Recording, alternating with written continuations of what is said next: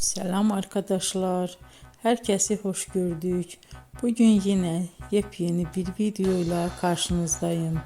Hayranlıkla izlediğimiz Can Yaman ve Demet Özdemir çiftinden çok güzel fotolar hazırladım. Onlar Erkenci Kuş dizisinde Can ve Şanan karakterlerine hayat vermiştiler ve herkesin beğenisini kazanmıştılar.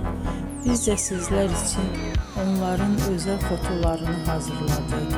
Bu muhteşem videoların gelmesini istiyorsanız bol bol yorum yazın, kanala abone olun, sona kadar izleyin. İzleyen herkese teşekkür ederim.